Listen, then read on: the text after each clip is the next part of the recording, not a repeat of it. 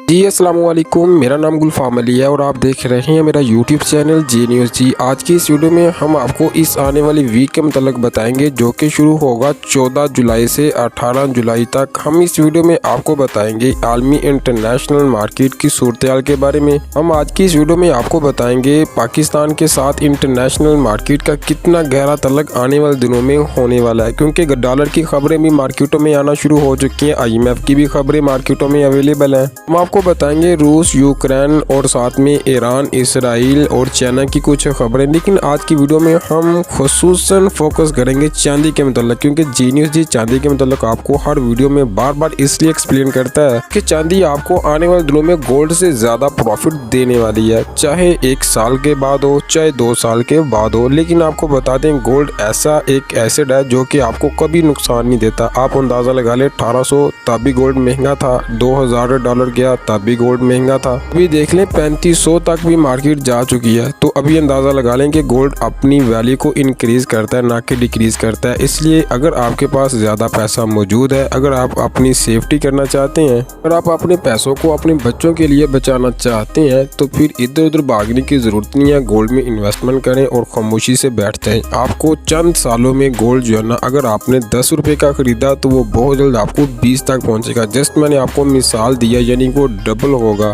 चलिए दोस्तों, ज्यादा बातचीत तो हम नहीं करेंगे, सीधा हम वीडियो की तफसील की तरफ बढ़ते हैं। और सबसे पहले मैं बात करूंगा बैनुल-अक़वामी खबरों के बारे में। जैसा कि आप जानते हैं कि अमेरिका में तजारती कशीदगी, अमेरिकी सदर ने कनाडा पर अगस्त से 35% टैरिफ और दीगर बेशतर ममालिक में 20 और 15% टैरिफ नाफज करने का ऐलान किया।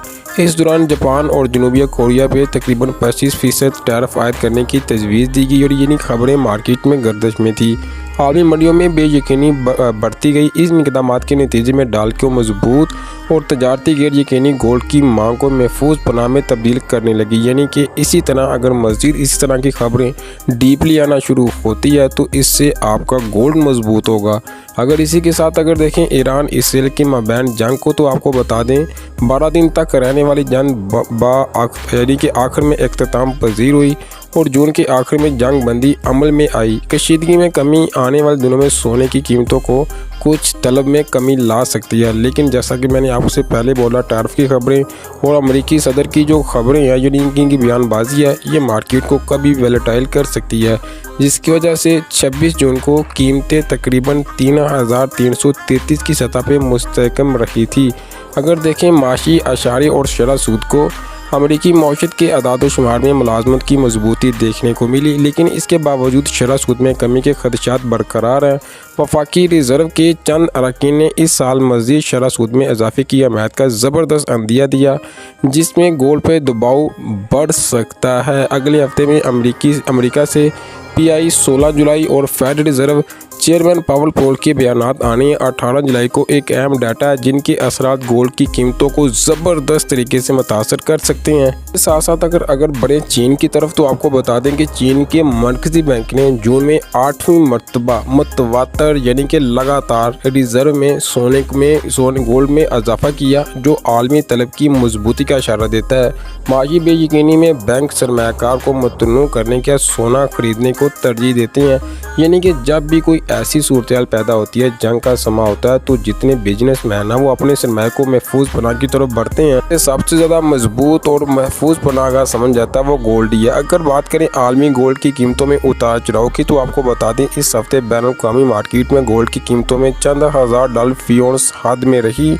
लेकिन आपको बता दें कि अगर बात करें 14 जुलाई बरोज़ सोमवार की, यानी कि इस दिन गोल्ड मार्केट में हमें काफ़ी ज़्यादा स्टेबिलिटी और देखने को मिल सकती है। मैंने आपसे पहले ये बात बोली है कि इस वीक डाटे हैं। अगर बात करें 15 जुलाई बरोज़ मंगल की, बैंकिंग डाटा और तजारती कशीदगी के इतलात के ज़ेर असर कीमत तकरीबन 3340 की हद तक वापस या इससे ज़बरदस्त नीचे आ सकती है। अगर यहाँ तक आती है तो मार्केट ज़बर तरीके से गिरेगी। इसी तरह आगे बढ़े, देखें बुध यानी 16 जुलाई को, तो अमेरिका से CPI का एक अहम और बेइंतहाशा मार्केट को वोलेटाइल करने वाला डाटा है, जो कि डिमांड के बायस कीमतों को ज़बरदस्त ऊपर नीचे कर सकता है।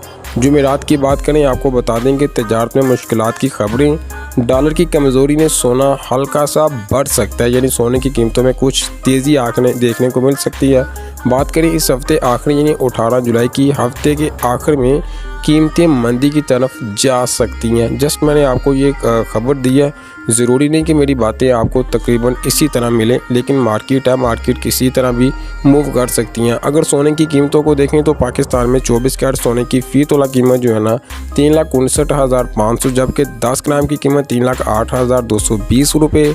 22 कैरेट में तोला की बात करें 3,29,500 रुपये और 10 ग्राम आपको 2,82,500 रुपये। 21 कैरेट की बात करें कि आपको 3,14,500, जबकि 10 ग्राम 2,69,600 रुपये। ये वीडियो काफ़ी लॉन्ग हो चुकी है, आखिर में आपको मशवरा और हफ्तेवार की रिपोर्ट को तफसील के साथ और शॉर्ट में बता देती हैं। इस हफ्ते आलमी सतह पर डॉलर की कीमत और शरह सूद के अशारी कीमतों का तयन करेंगे। अगर अमेरिका महंगाई के अदाद-ओ-शुमार कमज़ोर रहती हैं या फेड मज़ीद नरमी का इशारा देता है तो महफूज पनाह का रुझान बढ़ सकता है।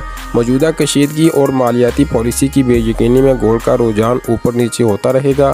सरमायाकारों को मशवरा है कि वो बैक वक्त शराइत का जायज़ा लेते हुए सोना अपनी